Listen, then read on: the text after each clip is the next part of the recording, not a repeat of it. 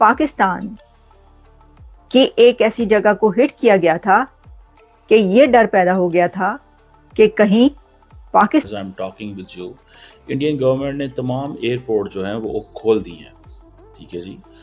जो पाकिस्तान की nuclear command authority जो है उसको जो ये खौफ पैदा हो गया, और फिर उसके बाद दी मिसाइल स्ट्राइक ऑन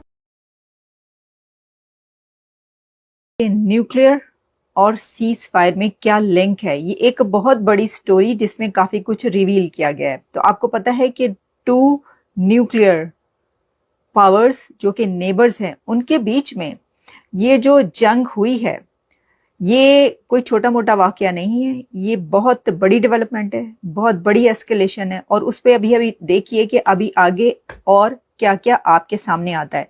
लेकिन मैं आपके सामने इस वक्त सिर्फ वो न्यूयॉर्क टाइम्स की स्टोरी रखना चाहती हूँ जिस पे इस वक्त बहुत बात हो रही है। देखिए, अगर तो कोई छोटा मोटा मैगजीन, रिसाला, अखबार इसको निकाल देता, कोई ऐसा ऑनलाइन कोई यूट्यूब पर कह देता, कुछ कह देता, तो उसकी बात को इतना ज़्यादा सीरियसली ना लिया जाता। लेकिन क्योंकि ये NYT की स्टोरी है तो उसको बहुत ज़्यादा अहमियत दी जा रही है। अब इस स्टोरी में न्यूयॉर्क टाइम्स ये लिखते हैं कि जो अमेरिका और प्रेसिडेंट ट्रंप की टीम बीच में आई इंडिया और पाकिस्तान के बीच सीज फायर करवाने के लिए, उसकी एक बड़ी वजह थी। और उसकी बड़ी वजह, जो सबसे बड़ी रीज़न थी, वो ये कि पाकिस्तान और इंडिया न्यूक्लियर पावर्स हैं और पाकिस्तान की एक ऐसी जगह को हिट किया गया था कि ये डर पैदा हो गया था कि कहीं पाकिस्तान के जो न्यूक्लियर एसेट्स हैं, एक तो ये कि उनको इस्तेमाल ना कर लिया जाए, और दूसरा ये कि वो कहीं उनके ऊपर हमला ना हो जाए। यानी ये दोनों चीज़ें चल रही हैं कि वो जो न्यूक्लियर एसेट्स हैं कहीं वो चल ना जाएं। वो कैसे? वो ऐसे कि इसके अंदर जो इसको लिखने वाले रिपोर्टर्स हैं, जो कि 3 रिपोर्टर्स की आई थिंक ये है रिपोर्ट, उसमें बताया गया है कि पहले तो अमेरिका की तरफ से ये स्टैंड था कि वो इसके अंदर नहीं आएंगे। जैसे कि वाइस प्रेसिडेंट JD वैंस ने कहा था कि this is none of our business, क्योंकि दोनों जो ताकतें हैं वो अब जंग में दाखिल हो चुकी हैं और हम किसी के इसमें बीच बचाव जो इस तरह नहीं करा सकते। हम किसी को नहीं कह सकते कि वो अपने आर्म्स रख दें, इंडिया को हम ये नहीं कहेंगे।